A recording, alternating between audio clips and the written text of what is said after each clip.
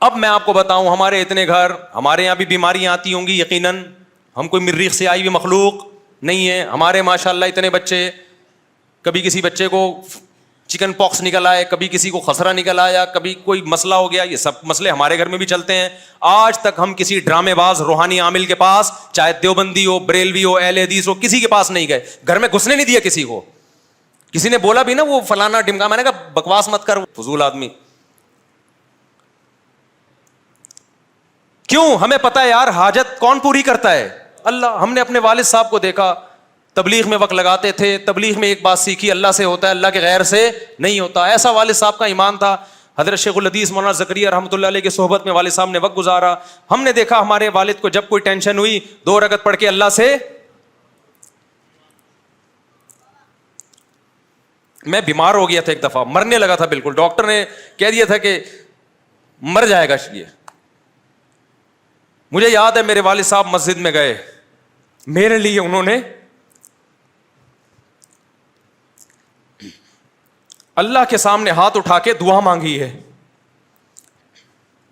اگر ایمان کمزور ہوتا کسی جاہل عامل کے پاس چلے جاتے, وہ تعویذ گنڈے شروع کر دیتے.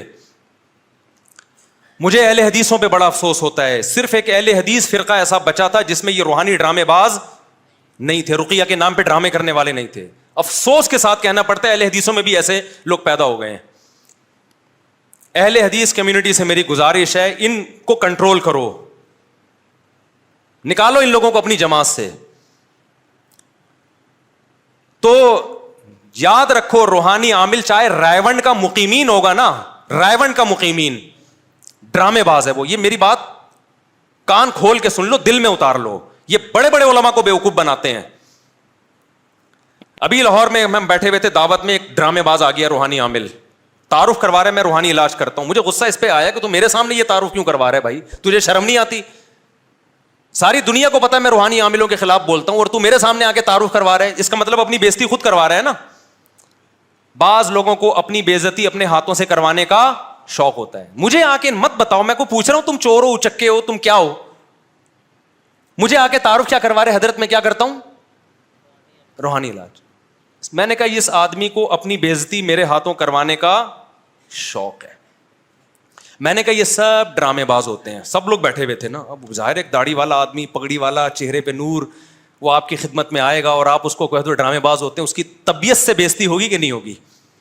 کسی مسلمان کی ایسی بےزتی جائز نہیں ہے, لیکن جو اپنی کروانا چاہ رہا ہو اس کی فرض ہے. جتنے روحانی عامل ہیں نا مجھ سے ملیں, میں آپ سے نہیں پوچھوں گا آپ کیا کرتے ہیں. اگر میں پوچھ رہا ہوں آپ کچھ اور بتا دیں, میں یہ کرتا ہوں. لیکن اگر میرے سامنے کہہ دیا میں روحانی علاج کرتا ہوں, تو پھر اپنی بے عزتی کے ذمہ دار آپ خود ہوں گے. نہیں یہی بات میرا خیال ہے. ایک چور تھا, میں نے اس کو چور کہہ دیا نا, کسی کو بتا دیا کہ چور ہے. وہ میرے پاس آیا, آپ نے کیسے کہہ دیا چور ہے؟ میں نے کہا دیکھو مجھ سے بحث کی نا, تو ابھی تو میں نے اس بندے کو بتایا تھا کہ تم چور ہو, تاکہ وہ تم سے ہوشیار رہے. تو اب چلے جاؤ آرام سے, میں نہیں اب لوگوں کو بتاؤں گا کہ تم چور ہو, بس یہ میں آپ سے وعدہ کر لوں. مجھے کیا ضرورت لوگوں کے معاملات میں گھسوں.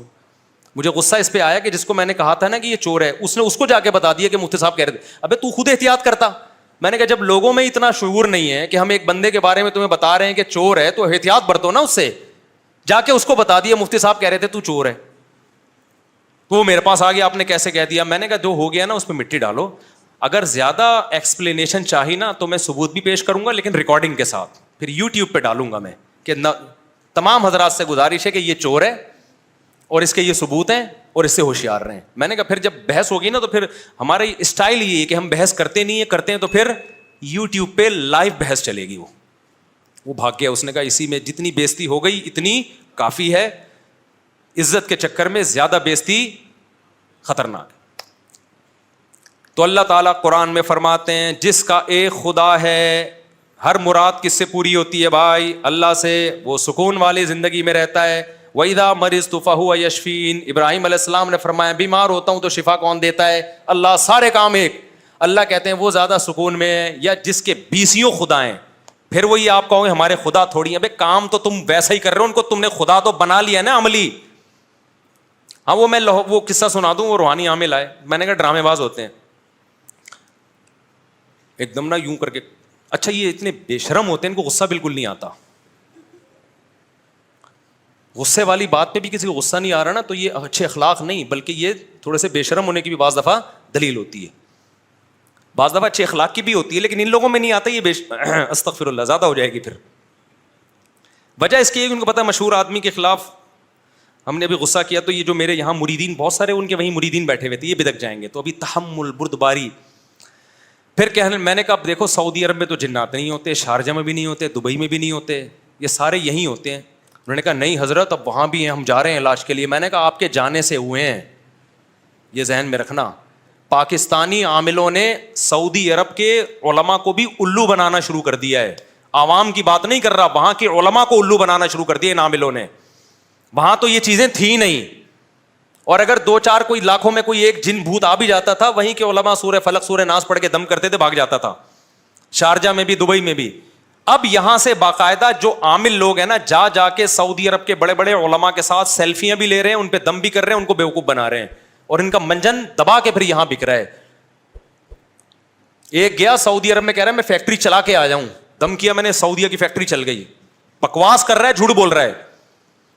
تو اب آپ دیکھیں گے پاکستانیوں نے اور تو کوئی چیز ایکسپورٹ نہیں کی ہے، روحانی عامل کو ایکسپورٹ کرنا شروع کر دیا ہے. خدا کا واسطہ اپنی عورتوں کو اس سے بچاؤ، عاملوں سے. یہ عامل چالاک آپ کی عورتوں پہ بھی قبضہ کرتے ہیں، اللہ ماشاء اللہ کچھ نیک بھی ہوتے ہیں جو، لیکن جو نیک ہے اس کے اوپر کی سیٹنگ آؤٹ ہوتی ہے. اور مفتی موسیٰ روحانی بازی رحمۃ اللہ علیہ کے بارے میں بار بار کہتا ہوں، وہ عامل نہیں تھے، وہ جو دم کرتے تھے فوراً فائدہ ہوتا تھا، وہ کرامت تھی ان کی. بعض اللہ والوں کی یہ کرامت ہوتی ہے کہ کسی کو دم کیا، اللہ نے اس کو شفا دے دی بس. بخاری میں ہے نا واقعہ، پچھلی امتوں میں ایک شخص تھا، وہ نابینا لوگوں کے آنکھوں پہ ہاتھ رکھتا، بینائی آتی. تو یہ کرامت کہلاتی ہے. سارے کام اللہ کر رہا ہوتا ہے، اس میں اس بزرگ کو اختیار نہیں دیا ہوتا اللہ نے. جیسے ہمارے نبی نے چاند کے 2 ٹکڑے کیے، تو نبی نے تھوڑی کیے ہیں، ٹکڑے کس نے کیے ہیں؟ اللہ نے کیے ہیں. تو اختیارات، اللہ اختیار دینا الگ چیز ہوتی ہے، کسی سے کام لے لینا الگ چیز ہوتی ہے. دیکھو آپ قلم سے لکھنے کا کام لیتے ہیں، قلم کے پاس لکھنے کے اختیارات نہیں ہوتے، لہذا جب آپ کوئی چیز لکھوانا چاہتے ہیں تو کاتب سے، جس کے ہاتھ میں قلم ہوتا ہے، اس سے مطالبہ کرتے ہیں، قلم سے مطالبہ نہیں کرتے کہ تو لکھ. کسی بزرگ کے ہاتھ میں جب کوئی کرامت ظاہر ہوتی ہے تو چونکہ اللہ کر رہا ہے، لہذا مطالبہ کس سے کیا جائے گا؟ اللہ سے کیا جائے گا. کام اللہ کر رہا ہے. سمجھتے ہو بات کو کہ نہیں سمجھتے ہو؟